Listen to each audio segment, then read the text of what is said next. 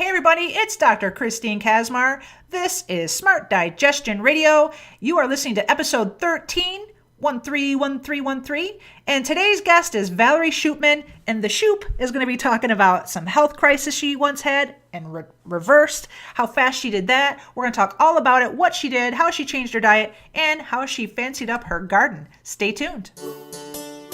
This is Smart Digestion Radio with Dr. Christine Kaczmar. Smart, natural solutions for the crappiest health conditions.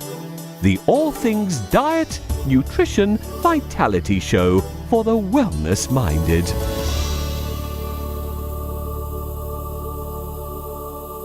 So today's guest is Valerie Shoopman. What an amazing story. Again, I am a big fan on my podcast. I can have whoever I want on my show. And I like to have regular people doing extraordinary things. Today's episode is no exception. Valerie is going to discuss a health crisis that she had, how she turned things around, and within just 2 short months, she saw dramatic changes. So she's going to share all of that. But before we get to Valerie, a couple of quick things. Don't forget Monday nights at 9 p.m. Eastern Time. Head over to my Facebook page, facebook.com/thedigestiondoc, D-O-C. That's where I'm going to be answering all of your questions, quote unquote, live on Facebook. So head over there. Second, I would love to feature one of you every week to have my question of the week. And how you would do that, head over to my website, thedigestiondoctor.com. If you look over to the right-hand side, you're going to see SpeakPipe. It's an orange tab there. Click on that, leave me a question, and I'd be happy to answer it live on air. And lastly, I just want to thank you for listening. Let me know how I'm doing by going to thedigestiondoctor.com/iTunes to give me an honest review. All right, here is today's show. Let's get right into it with Valerie Shoopman.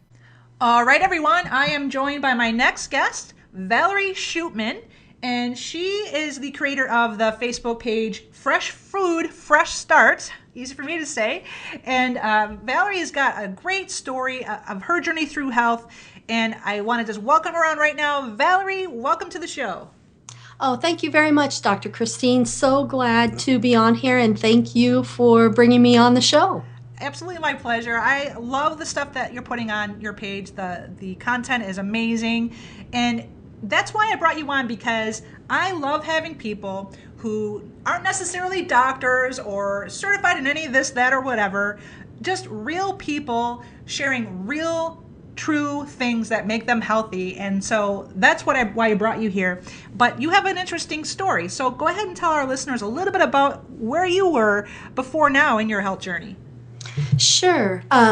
Well, actually, long ago, when I was about 21, I had a nodule on my thyroid.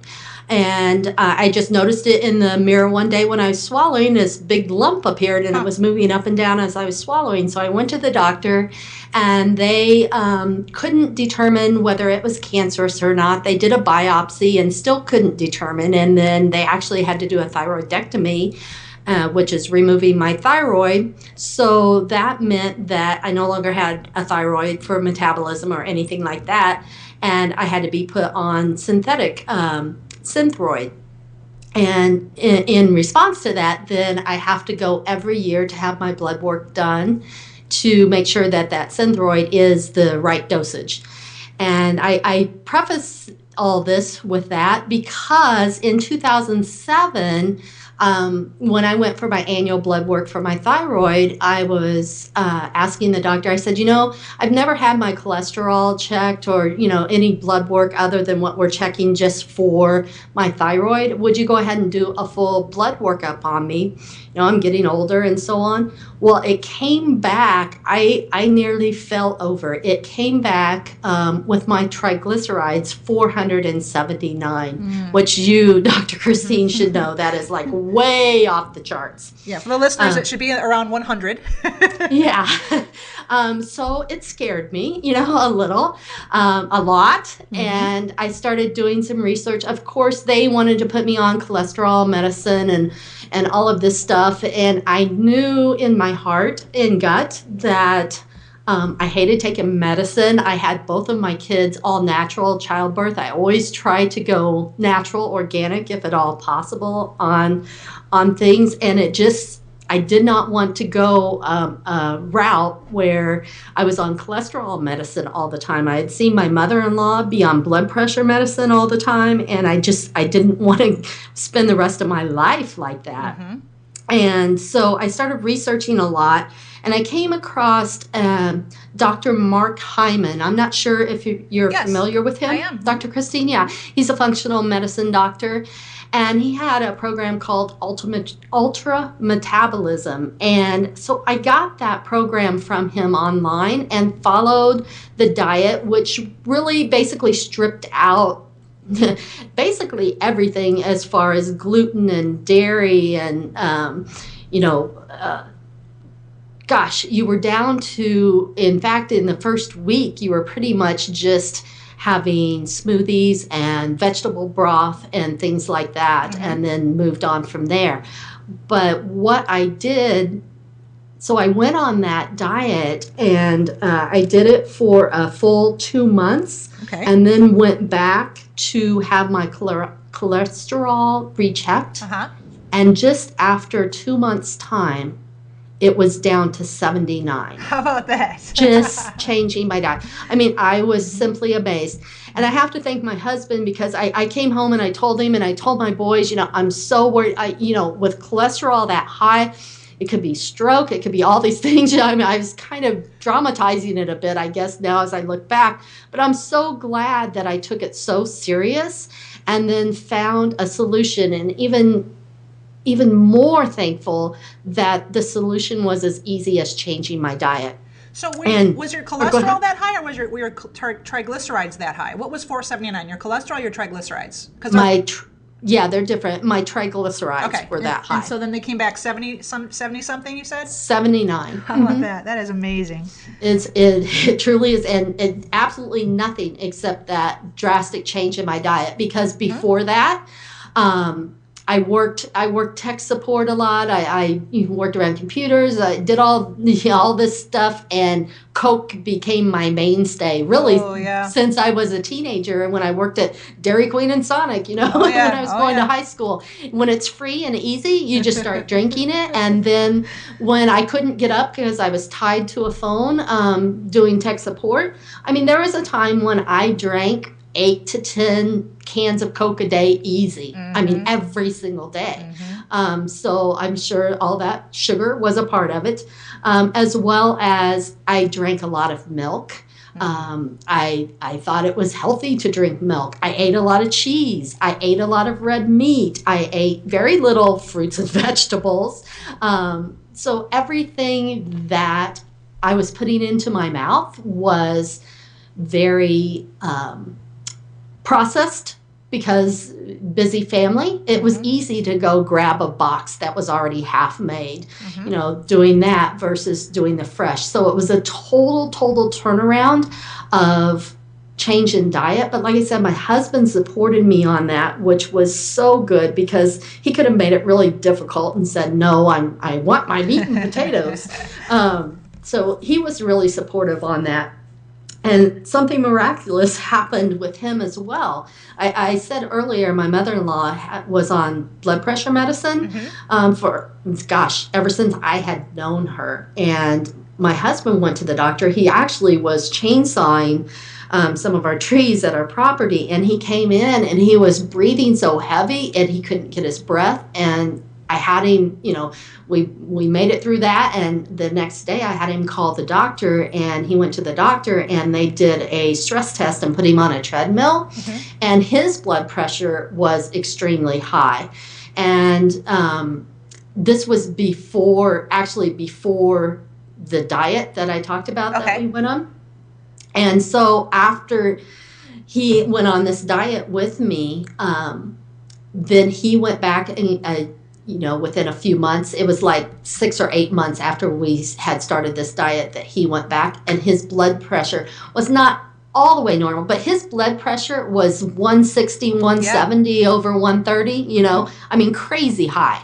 And his blood pressure now is within 130 ish. It's still a little on the high side, but he's not taking any medication, and that was all achieved through just changing the diet. It just mind-boggling to me how food can either heal you or harm you, depending on your body and what you put in it. That's right. Like Hippocrates said, let thy food be thy medicine.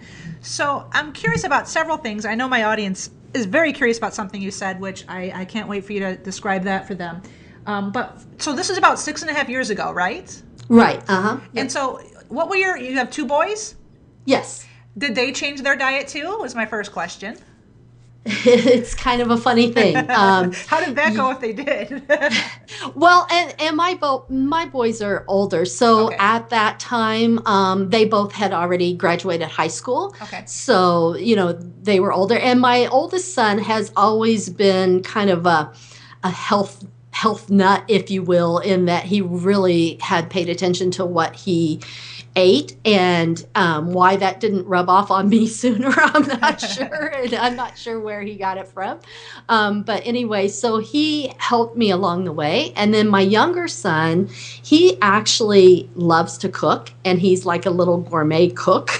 And so he started fixing things as more in what I was needing for this change in diet, because he was really bad when he was young. All he wanted was macaroni and cheese and hot dogs and spaghetti and pasta and all of that. So they both changed. We all changed as a family. And I think that came down to the way, that I communicated the issue and what I found as a solution.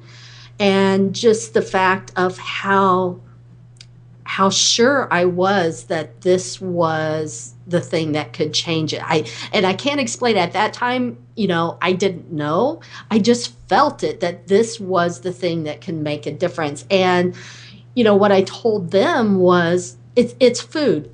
Why not experiment and see if this makes a difference? It's not like we're doing drugs or taking some chemical or doing something drastically different. We're just going to change the food that we're preparing and putting into our body. And it worked, and I'm so thankful it did. Now, you're in Missouri, right? Right. Uh-huh. And I'm a fellow Midwesterner over here in Michigan. So this is the part that I know the audience listening might be like, what? What did she say? When you said that you thought milk was healthy to drink. I'm in agreement with you that it's not, but the listeners might not be so sure. So go ahead and explain from your perspective, Valerie. I'm going to make you do this one. Why are you saying that about milk? What's so bad about milk? Well, gosh, you really put me on the spot here, Dr. Christine. Milk tastes good. It just tastes so darn good. But, no other animal Bingo. continues to have milk after they're a baby. Exactly. What I say all the time to my patients is, you would never see a porcupine sucking on a beaver's nipple in nature. So there you go. Yeah, exactly. And then you add in all of the growth hormones. That's right. And additives, antibiotics. Pus, homogenization. You got it. Mm-hmm. Yeah. So, and it was really an education process for me. And I think that is what happens a lot of times. Something happens to you or to someone you love very close to you that really opens your eyes and makes you have to go outside of your comfort zone, look at things differently, and do that deep research. And you're searching, not blindly, but you're searching for the answer, because it's not right, and that there has to be something somewhere someone has found that can help you. Right. In full disclosure, I do consume butter. I do consume some great cheese, raw cheese. Sometimes I'll have a good 2% yogurt. So I do consume dairy, but I never drink cow's milk just to drink cow's milk. If I have cereal, I don't put it in my cereal. I rarely ever have cereal anymore. As a result, since I've stopped drinking milk, which has been, probably since around 96, If I buy a half gallon of milk, it always goes bad. It's always organic, number one, but I never even use even probably half of it. But I just have it in there for whatever reason. If I want to bake or something, sometimes I have it in there. How about you? Do you consume any dairy now? I do butter and cheese, but limited on the cheese. Cheese is hard to take away from my husband. That's the one. That's the one. I know. I'm part mouse. I can't stop the cheese. But what I have found as a great alternative for dairy milk is coconut milk. Yes, absolutely. I love coconut milk, and I will use that I use it in my smoothies. If I do have some cereal, I will put coconut milk on it. I use it in baking, and it's kind of funny, when I use it in baking, rarely can my husband even tell. I even make like pancakes and waffles with it as well. Absolutely. That's a great call. And I love it too. Rice milk, almond milk, hemp milk, even homemade almond milk is so easy to make. It's so tasty, so good. So going back to this 2-month journey of yours, I want to kind of really break that down if you could. Tell us a typical breakfast, a typical lunch, a typical dinner, typical snacks. Just kind of take us through a day when you were eating so beautifully. And then after that, tell us more things you noticed about your health that improved. I mean, it was way more than just your numbers. You must have felt a lot of other different benefits too. So let's start with telling us a little bit how you prepare your food, what you eat, and then get into the other part of that. Sure. So the first thing, maybe I can say what I did and then what I changed to. Does that work? So I love that. Yeah, nice contrast. Okay. Yeah. So before, for breakfast, I was totally a cereal girl. Cereal, milk, whole milk, cow's and milk, lots of sugar. Yeah, whole cow milk, not organic or anything. Your brand name cereal, and then I was a sugar addict. Even though the cereal had sugar in it, I would dump even more. What cereal would you be eating, Valerie? Oh, you name nothing. Fruity Pebbles or what? Fruity Pebbles, Lucky Charms, really? Cheerios, you name it. Think sugary kids cereal. That's what I would have for breakfast. So you're like a 30, 40-year-old woman eating Fruity Pebbles. Yes. I've heard it all. That was me. It was, and you know what it really came down to, Dr. Christine, was it was quick and easy to do before work. Yeah, it was in the house too. You wouldn't just go out and buy that for yourself probably, but it was there.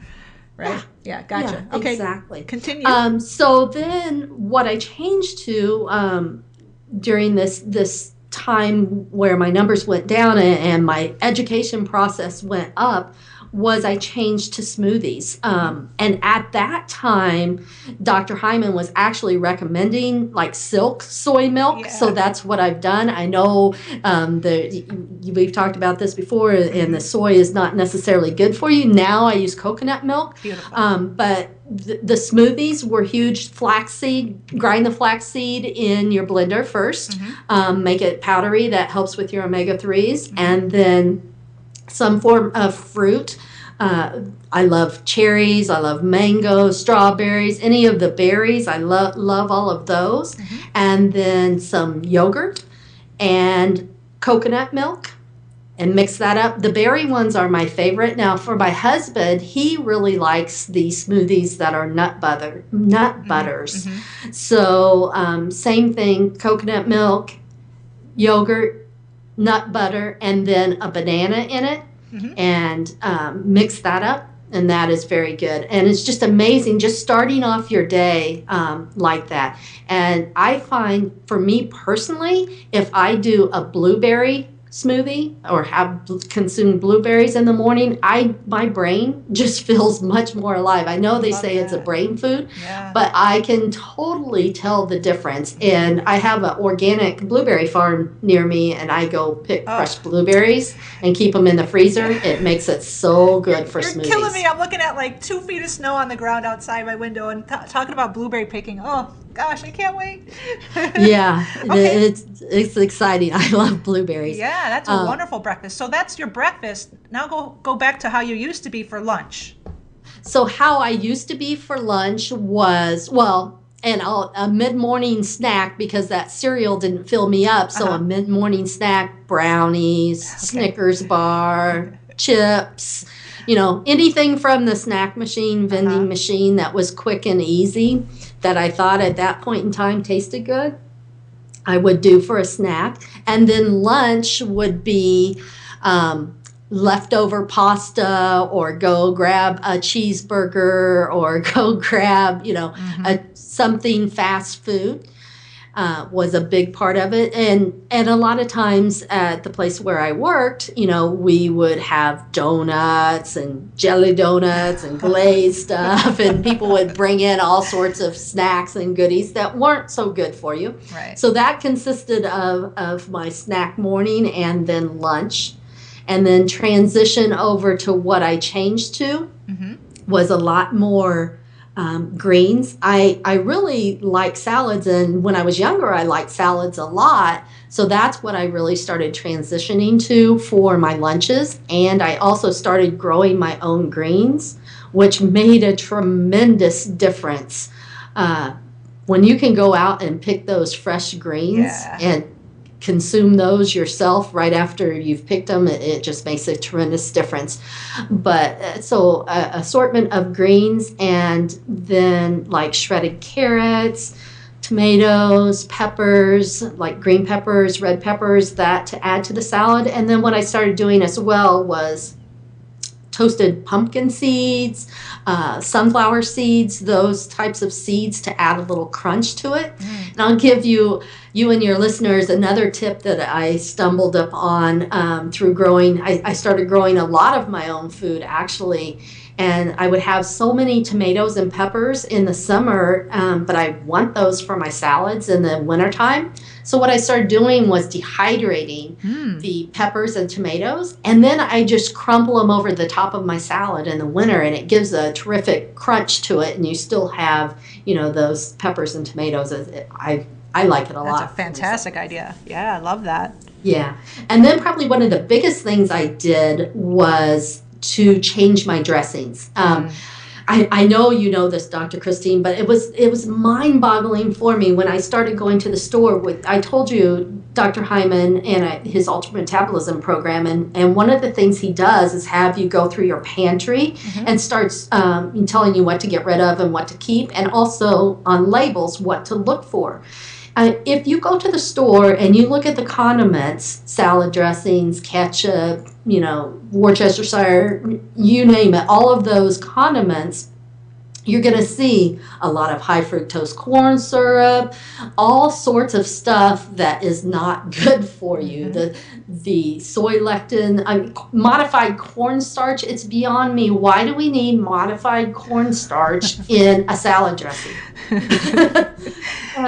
It's true. The food labels are consumed with all sorts of things you can't even pronounce, let alone food colorings and things like that. So yeah, getting educated about your food label is very good that you were able to see that. So what kind of dressing do you... So I started making my own. I just would take balsamic vinegar and olive oil, extra virgin olive oil, and then I grow a lot of herbs too. So I would just crush up like some basil, or a mixture of basil and rosemary, oregano, if I wanted a little more Italian in it, and a little salt and pepper, Himalayan salt. My husband actually bought me some pink Himalayan salt, like a big 5-pound bag of it, food grade. I love that stuff. It's just such an education process. I didn't realize that regular table salt was not that good for you, and it didn't even stinking have the iodine in it, which is the one thing you'd want it for.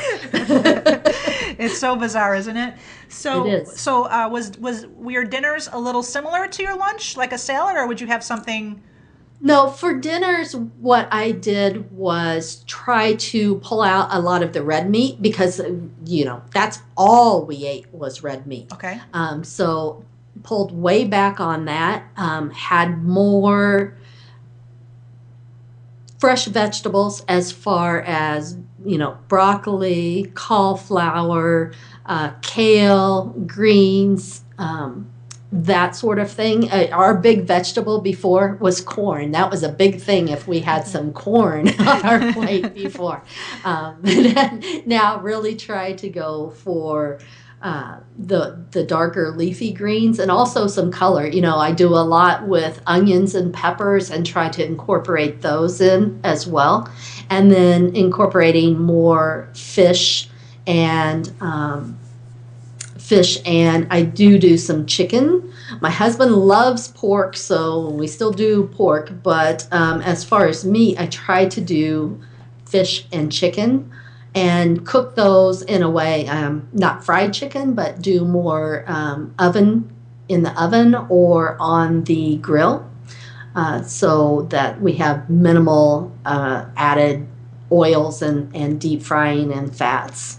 Well, you're going to have a conversation with your husband about pork, like we talked about earlier. I know. For those listening, Valerie and I were talking before the show about pork and how I am not a fan of pork for the very simple reason that it's very genetically similar to human tissue, therefore almost cannibalistic in that it's hard to digest, very, very slow. It stymies the digestive process in a human. I mean, we use a pig's heart valves, its heart, all sorts of things to put in humans. So hard to digest, so that's why I say that to her. So we got to get your husband on board. He loves his bacon, though. I bet he does. All right, so what I want to transition to is what other health improvements did you notice when you ate this way? Well, probably two of the biggest things that I noticed, I had a lot more energy. I mean, a lot more energy. And also, what I call brain fog was gone. Before I would wake up in the morning and I felt like I hadn't even slept, and I was just like, oh gosh, and going through the day and just couldn't really recall things. I just thought I was getting older.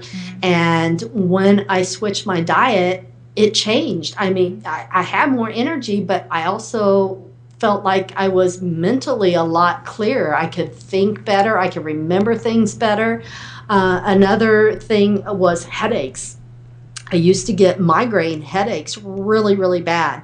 Once I changed my diet, the headaches went away. I rarely get a headache now, and I have not had a migraine in several years. That is so sensational, isn't it? You had to really sit and think. When's the last time I had a migraine? How hard was it you to quit drinking all that Coke, by the way? That was one of the harder things to do. Very hard. And I think part of it was just habit. When I was thirsty, I went and got a can of Coke. Yeah. When I wanted to wake up a little bit, I went and got a can of Coke. It's just when we went to the lake or when we went on a picnic, Coke was what got put in the cooler. So it was just changing that habit and reaching for something else. Mm-hmm. Yeah, and so now you primarily drink what? I drink water and green tea are my two biggest things. Yes, excellent. So the next thing that I am fascinated about is how you are cultivating your garden and replenishing your soil. Let's kind of go into that for a few minutes before we close. What is that like? What do you have to do to, first of all, explain why you're doing it, because maybe everybody doesn't know about this, about how the soil is depleted, how you're going about it, and what they could learn from you. Sure. So I actually got this book on soil that talks about how our soil has been depleted of minerals and nutrients that the plants pull up. And it really got me interested in this, again, this whole education process is how nutrient dense our food is in the grocery store versus food we grow ourselves. Mm-hmm. And the food we grow ourselves really got into heirloom and hybrid and, those types of foods growing. But then even the heirloom, if your soil is depleted and it's not being able to provide the plants the nutrients the plant needs, then it doesn't really matter what you're doing. The soil's like the foundation or basis of everything. Mm-hmm. So I really started getting into that, and I didn't realize there was this whole underworld underneath of all these organisms that contribute to the soil health, and actually native plants that pull up minerals that are deep, deep, deep within the soil. So you have to have this whole soil web going on. I love that description. So what are some of the plants that you need to help bring up some nutrients? Sure. You need, like, here in the Midwest, we have deep clay soil. Absolutely, yes. And it's hard pan and it's hard to get anything through it. So plants that help pull up nutrients, comfrey, Comfrey, is a great plant that helps pull up some of those nutrients up out of the soil because it has a long tap soil or tap root. Tap root, yeah. How fun. Yeah, what else other than comfrey? Yeah, actually dandelion roots help bring a lot of the nutrients up because they do the same thing. People think dandelions are weeds and they want to spray them and get rid of them, but dandelions, actually the leaves actually contain a lot of nutrients that your body is kind of missing after going the whole winter without fresh greens, if you will. So I always like to do dandelions. My husband and I fight a little bit about that back and forth.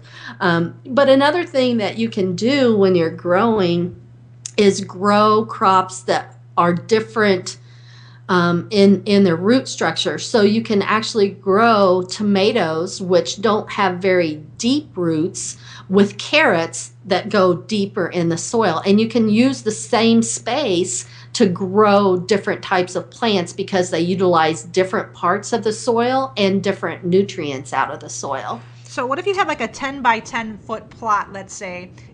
There's merit in moving things around, right? Like maybe you had the tomatoes and carrots in one quadrant of that area. Is it behoove you to move it the next year? Yeah, you always want to do crop rotation, just because if you grow the same thing in the same spot every year, then one, you're going to take up all the nutrients that type of plant needs out of the soil in that spot. And two, pests are always looking for the sickest, weakest plants, and after a time and you don't have the proper nutrients in that soil for that plant, those plants are going to get weaker and they're going to attract more pests, and the same pests are not attracted to the same plants. So if you rotate, then it kind of keeps the pest in a state of confusion, if you will. I like that. So let's say that you're embarking on this soil replenishment endeavor. About how long does it take before you have really good replenished nutrient-rich soil? Well, one thing I didn't talk about, too, that you can do is incorporate animal manure into your soil. Now, rabbit poo is the only animal poo that you can actually put right on your garden without breaking that down or composting it down. I got tons of bunnies outside. That's awesome. Really? Yeah. Yeah, that is. Because if you do it with anything else like horse manure or chicken poo or anything like that, then what happens is it actually burns your plants because it's so strong in the nitrogen. But rabbit is not. So that's what I like to do. And I have chickens, so I incorporate theirs into my beds. But if it all depends on how depleted your soil is and how you work it, but it can take a good 3 to 5 years of really working your soil to get it back up to levels. Like I say, I incorporate the animal manure, and then I also in the fall cover it up with leaves and compost to let that compost down over the winter, and then my beds are ready in the spring to work them and start planting.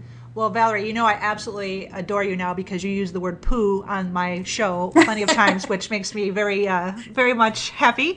All right, so I can't let you off the hook without telling us all, what is your prized crop that you grow in your garden? Oh my gosh, I have several of them. Yeah, well, this is your time to brag. Go ahead and tell us. What are your favorite crop? Okay. What is it that you grow that your prized possessions would be? My prized possessions I can't live without every year. Of course, tomatoes. Right. You know, there's nothing like a fresh tomato, and I've really gotten into the heirloom tomatoes, and oh my gosh, some of them are so tasty. Yeah, so tasty. And then I'm a big pepper person. I love green peppers and hot peppers as well. I make jalapeno jelly. That's really good. Yeah. And then potatoes. I had not grown potatoes until a few years ago.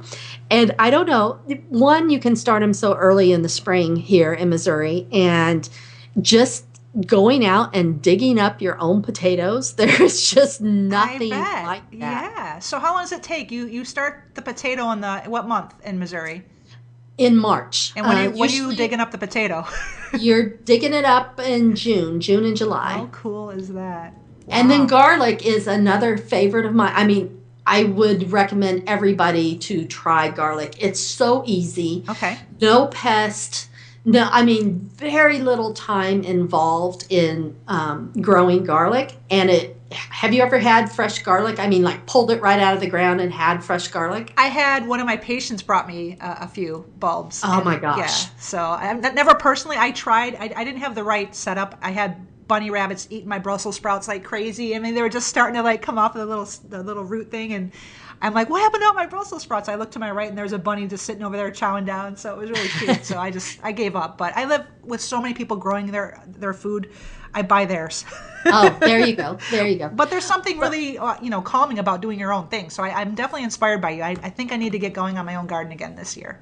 So. Yeah, but the garlic is real easy. Here in Missouri, you plant it in the fall. I always like to do it around Columbus Day. Okay. And I'm a big believer of gardening by the moon phases. I've seen this over and over again. So underground crops, you want to plant in the from a full moon on, so between a full moon and a new moon. And Columbus Day almost always falls within that period. So we plant it in the fall and then just plant it about 1 inch to 2 inches deep. Now there's soft neck garlic, there's hard neck garlic. It all depends on your area. I like the hard neck garlic, and it gets the scapes, and I'll tell you in a minute about those scapes. But then you plant it 1 inch to 2 inches deep, and then you layer it up with mulch. We have lots of leaves, so I just chop the leaves up and layer it up with about 4 to 6 inches of leaves, and then that's it. I mean, if it's really dry in the winter, you can water it a couple times. That's it. And then in spring, you'll start getting the green growth up, and about June, you'll start getting the scapes, which are the little onion bulbs or the garlic bulb seeds that start growing up. They're curled and then they'll straighten up. Wow. You actually want to cut those before they straighten up, because once they straighten up, then the garlic puts all its energy towards producing those seeds, okay, and your bulb is not going to be as big. Got it. So you clip those, and the beauty of those, they're so good. Have you ever had sauteed garlic scapes? I've never even heard of the word scapes. They're so good. And I love put them in learning that. stir fry. You can freeze them. Beautiful. And then once about 1/3 of your leaves on your garlic start turning brown, then you can start pulling up the bulbs and check them. But they should be nice sized bulbs. And literally, I mean, they're so easy. I have property out in the country, and there's deer, squirrel, fox, you name it, coyotes, you name it. Yep, same here. They're out there, and they never, ever, ever touch the garlic. The garlic is in a bed that is not fenced, no protection at all. That's funny that they stay away from it. Yeah. Wow. I could talk to you. I think I'm going to have you back just for gardening next time I have you back, because I love your knowledge. Wow. It is really impressive. Your whole story from the journey you've taken is just amazing. So before we really close, I have to take you through what I call the heartbeat round, Valerie. You don't know about this, okay, but this no, is just, I don't. This is just where I come at you with some really easy questions so that we could just round off the interview, getting to know you a little differently. And it's really simple. So the first question is, your favorite fruit would be? Oh, blueberry. Okay. Your favorite vegetable? That would be green beans. Okay. Your favorite movie of all time? Or movies, if it's hard to distinguish. My favorite movie of all time. Gosh, the Julia Roberts movie, Eat, Pray, what is it? Eat, Pray, Love? Yes. Yes. That's a great movie. Favorite book? Or a book you're currently reading or that you would recommend? Gosh, there's lots of them. Actually, the one that probably has had the most impact on me in very recent times is The War of Art. You read The War of Art. Oh, wait, that's Stephen Pressfield, right? Yes, Yeah, it is. everybody is a big fan of his book, yes. I'm thinking of, what am I thinking of? War and Peace, I think. Yeah. Okay, what is one of your pet peeves? I have a lot of those. Okay, well, give us a couple then. Okay.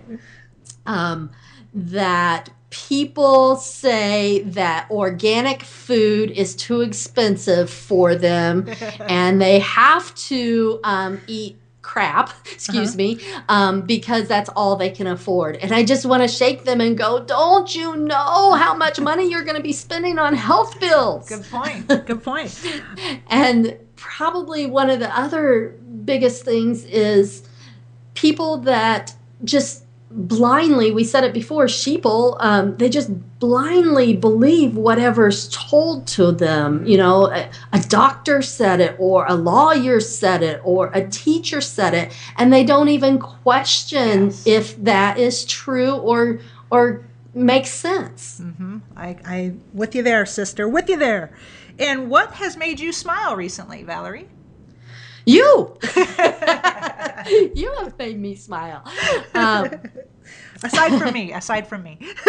Well, I got lots of smiling in when I recently went to San Diego, and it was 75 there in January when it was below zero here in Missouri. So that was lots of good smiling. Saw the ocean and actually went out on a little tour boat in the San Diego harbor. That sounds excellent. Yeah.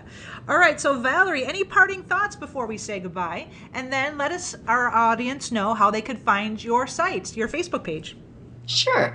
My parting thought would be make sure that you use food to nourish and heal your body. And then you could reach me at facebook.com/fresh food, fresh start. Well, Valerie, man, this has been a blast talking to you. We have a lot in common. I could listen to you talk about gardening and your journey for hours on end. Thank you for carving out part of your day to share it with us. You have absolutely, I am sure, inspired many people listening, and me as well. So thank you for your time, and we will talk to you soon. Okay, sounds good. Thank you so much, Dr. Christine. So how fun was that, huh? I could talk to Valerie forever. After we finished wrapping up the show, we hung out for a little bit longer too, and we laughed that we should have our own show, the Shoop and Kaz show. So let me know some comments if you think that would be fun. But I really, truly am going to have Valerie back to talk about gardening and her whole process of making the soil more enriched. I think that is just fascinating. So we'll talk about that. But what a wonderful story, huh? I mean, just within 2 months, how she dramatically shifted her health of her own health and her family's health. Such a cool story. This is the type of stuff I want to bring to you on Smart Digestion Radio, is real stories, people that are doing great things out there, and Valerie absolutely fits the bill. Finally, don't forget to leave me an honest review over at iTunes. You can get there right by going to thedigestiondoctor.com/iTunes. Also on thedigestiondoctor.com, if you want your free copy of my 10 tips to tame your toilet, it's right there for you on the upper right-hand side. Just go ahead and drop in your email and it is yours. Thanks again for listening, everybody. Have a wonderful, beautiful day. I will see you next time. Thank you for listening to Smart Digestion Radio with Dr. Christine Kaczmar. Have the most beautiful day.